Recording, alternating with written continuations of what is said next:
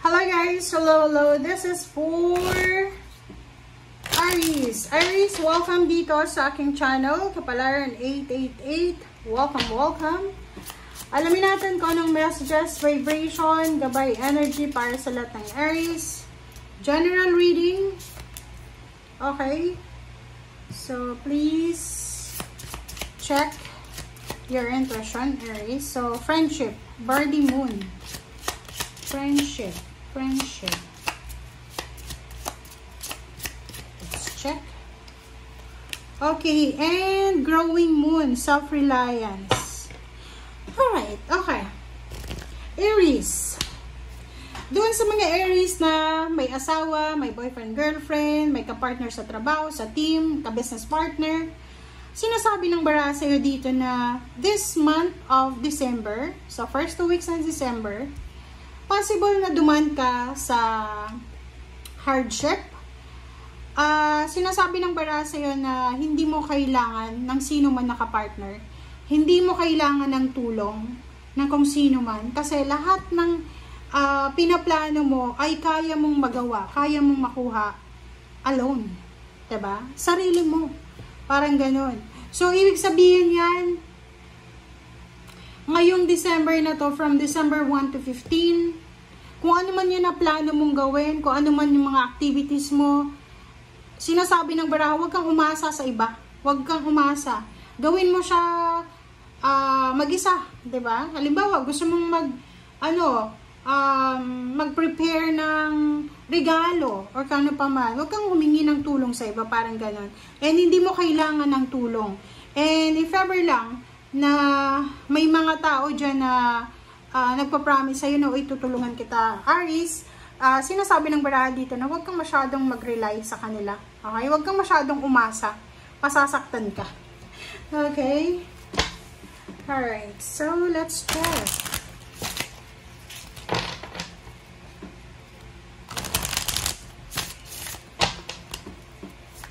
Okay, Aries.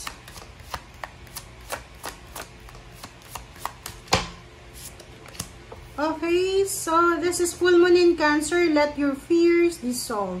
Okay, Aries. Aries, yung mga Aries dyan na kahit na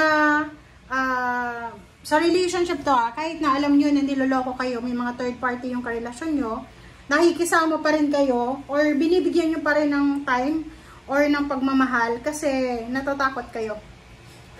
Natatakot kayo mag-isa. Kasi normally, 'di ba, yung mga Aries, they're strong, they're courageous. Pero pagdating sa love life or collaboration, parang kahit na alam nyo na masamang impluwensya sila, nakikipagkaibigan pa rin kayo. Nakikipagrelasyon pa rin. Kasi takot kang mag-isa. Tama ba?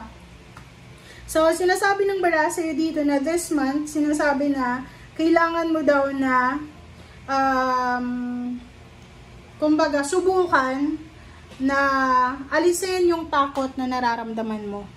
Kailangan mong, like sa groupings, di ba? Halimbawa, sa groupings niya, sa teamwork, team members, kasama ka sa team, sa isang company. Kung walang sino man na gustong kumuha sa'yo na maging member ng team nila, okay lang yun. Di ba? Sinasabi ng bara, huwag kang matakot mag-isa. Yun ang pinaka strength mo dapat eh. Kaso yung weakness mo, natatakot kang mag-isa. Okay, so let's check. Oh, sorry. Ayaw, huwag nyo akong i-bash ha. Kasi binabasa ko lang yung message nyo. Huwag kang matakot. Harapin mo yung takot mo. Ayun nga, self-reliance to eh. Mag-rely ka lang sa sarili mo. Alam mo ba sa panahon ngayon, hindi tayo dapat nagtitiwala kung kani-kanino. Anino mo nga pwede kang iwanan sa gabi, sa madilim. Diba? Sabi ng iba, anino lang yung hindi ka iiwan. No. Sa madilim mo ng anino. So, iiwanan ka pa rin. Diba? 5 of Pentacles. Maybe you're suffering financially. Wala ka bang pera? Wala kang trabaho? May negosyo pero hindi masyadong maganda yung relationship, ganun din. So, maybe yung karelasyon mo walang trabaho. Maybe yung karelasyon mo mayroong problema sa pera. Marami kang bills, marami kang utang. OMG. Okay. Wow. So, nakikita ko, sir, dito, posibleng may matatanggap ka na job offer from water sign, Pisces, Scorpion, Cancer.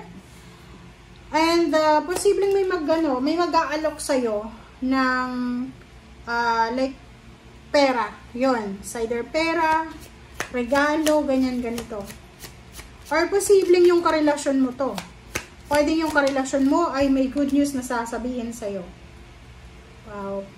Mayroong travel na mangyayari. It's either you're traveling with your loved ones, you're traveling with your spouse, may homecoming, mayroong uuwi, parang ganon. May bibili ng sasakyan, may magbebenta ng sasakyan, may celebration, may reunion, may party. Meron na tao dito na magbibigay sa'yo ng advices. May mga tao dito na tutulungan ka sa kung ano man na problema mo. Nakikita ko, this is your mother, Libra, Gemini, Aquarius, Strength card. Oh, diba? So, kung sino man ito na papasok sa buhay mo, Aries, it's either water sign siya or fire sign. Ang taong yan ay tutulungan ka para makaalis sa kung ano man na distractions, kung ano man na sadness, loneliness, na pinagdadaanan mo.